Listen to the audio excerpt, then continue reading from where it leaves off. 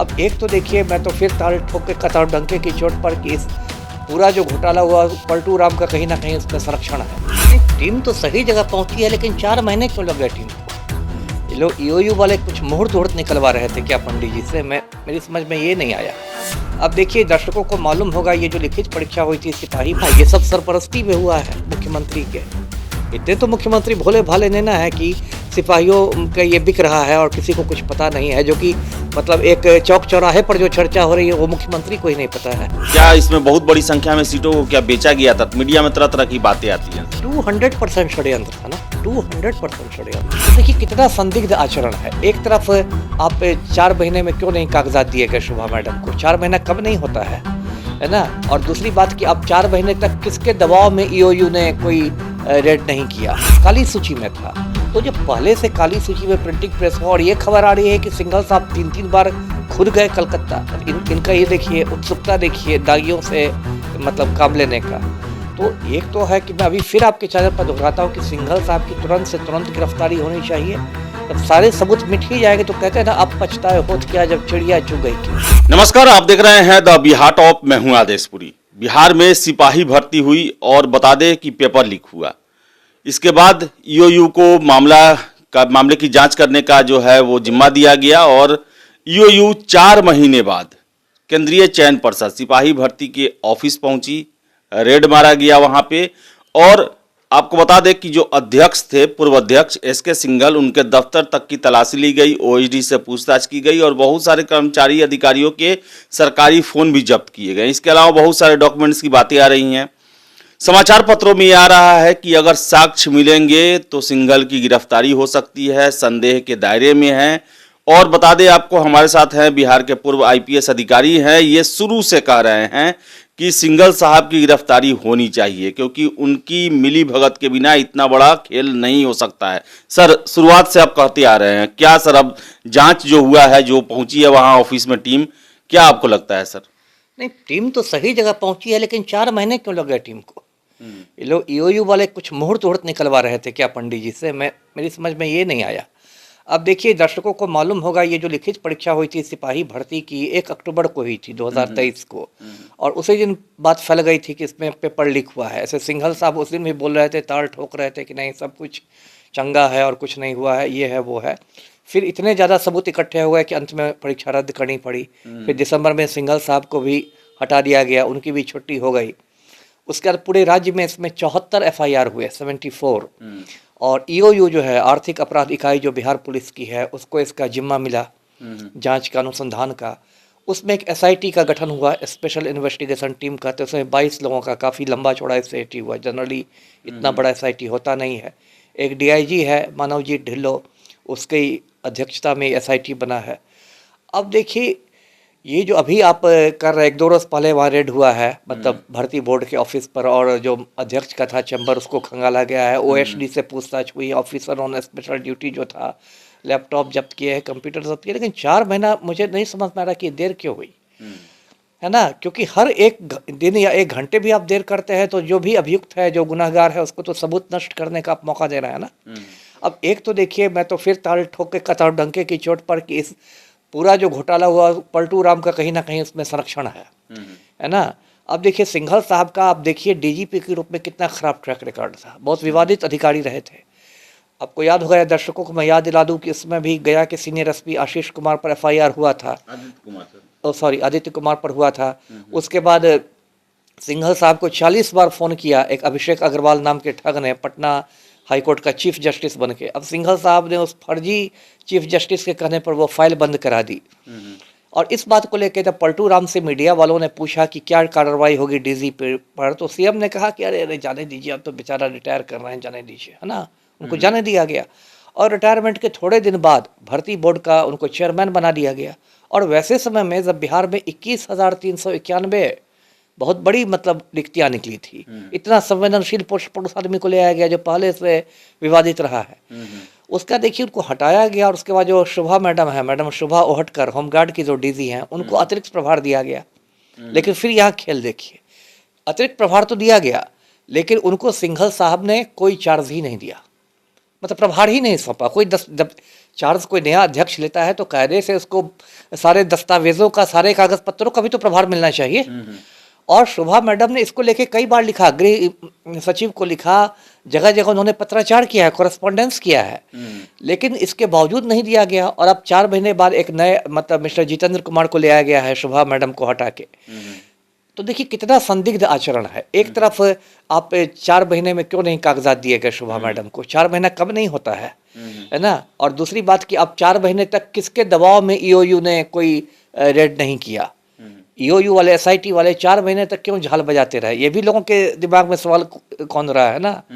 इस तरह से होना नहीं चाहिए। और जबकि इसमें बात आ रही है कि कलकत्ता के जिस प्रिंटिंग प्रेस से ये पर्चे छपवाए गए, वो प्रिंटिंग प्रेस पहले से यूपी सरकार के द्वारा ब्लैकलिस्टेड था, काली सूची में था।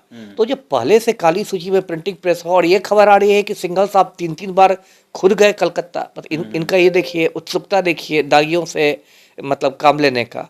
तो एक तो है कि मैं अभी फिर आपके चैनल पर दोहराता हूँ कि सिंघल साहब की तुरंत से तुरंत गिरफ्तारी होनी चाहिए।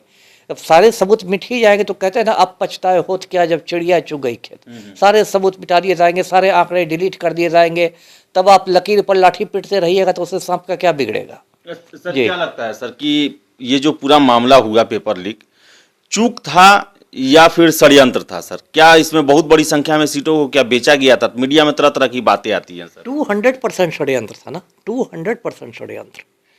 अब इसमें तो देखिए मैं किसी ठोस सबूत के बिना कुछ नहीं बोलता, बड़े बड़े जदयू के नेताओं का नाम आ रहा है। वक्त आने पर मैं नाम भी बताऊंगा, अभी नाम नहीं बता रहा हूँ, इतना बता रहा हूँ कि बड़े बड़े जदयू नेताओं ने इस षड्यंत्र में हिस्सा लिया। बाकायदा हजारों सीटों की बिक्री की गई है ना। ये सब सरपरस्ती में हुआ है मुख्यमंत्री के। इतने तो मुख्यमंत्री भोले भाले ने ना है कि सिपाहियों का ये बिक रहा है और किसी को कुछ पता नहीं है, जो कि मतलब एक चौक चौराहे पर जो चर्चा हो रही है वो मुख्यमंत्री को ही नहीं पता है। आपका खुफिया तंत्र क्या कर रहा है, आपका स्पेशल ब्रांच है बिहार पुलिस का खुफिया तंत्र है, क्या कर रहा है सर? आगे भी सर कुछ होगा या केवल इनको पद से हटा दिया गया, यही इनका सजा होगा सर? अब पद से हटाना कौन सजा हुई, उसको तो मैं सजा मानता ही नहीं हूँ। एक तो आप ऑलरेडी रिटायर कर चुके थे, और उसका जब आप आए और जब आप फंसने लगे तो पद से हट गए, आप जाइए घर में नाती पोता के साथ खेलिए, ये तो कोई सजा ही नहीं हुई ना। सजा तो तब होगी जब इन पर बाकायदा एफआईआर में इनका नाम जुड़ेगा, चार्जशीट किया जाएगा, गिरफ्तारी की जाएगी, तब ना सजा होगी। देखिए सजा का क्या उद्देश्य होता है, सजा का उद्देश्य होता है उस व्यक्ति को तो दंडित किया ही जाए, साथ ही साथ दूसरे लोगों के लिए भी एक उदाहरण पेश किया जाए भविष्य में भी कि ऐसा करोगे तो ऐसा होगा। अब जब ये इनको कुछ होगा ही नहीं, ये चले जाएंगे आराम से, तो फिर तो मजाक बन के रह जाएगा। अभी जो चेयरमैन बने हैं जितेंद्र कुमार सर, इनके साथ मैंने सीआईडी में काम किया हुआ है 2 साल तक, 99 से 2000 तक। ये बहुत ईमानदार आदमी है, लेकिन अब ये देखना है कि ईमानदार आदमी को इस पद पर कितने समय तक रहने दिया सकता है। हो सकता है इनको अभी ऐसे ही बना दिया गया हो, अब आचार संहिता लग जाएगा तो ऐसे भी बहाली खत्म हो जाएगी, सब लोग चुनाव के मोड में आ जाएंगे, इलेक्शन मोड में आ जाएंगे। उसका पलटू राम कहेंगे कि अब तो जो होगा चुनाव के बाद होगा, और मई जून तक जुलाई तक जब ये कवायद शुरू होगी तब तक इनकी भी छुट्टी कर दी जाएगी, फिर पलटू राम के कोई खास हम खास आएंगे सर। लेकिन ये देखिए सर कि 4 महीने तो एक सुस्ती रहा सर, कुछ हुआ नहीं, एकाएक से जांच हुआ, दूसरे अध्यक्ष भी आ गए, न परीक्षा को लेकर सर कोई चर्चा ही नहीं है कि परीक्षा पुनर्परीक्षा होगी तो आखिर कब होगी। और सर एकाएक फिर जांच इतना प्रोग्रेस कैसे किया, क्या लगता है सर वजह? यही ना, कुछ वही बात तो मैं उठा रहा हूँ कि भाई 4 महीने तक क्या ईओयू जो है वो मुहूर्त निकाल रहा था क्या, झाल बजा रहा था क्या?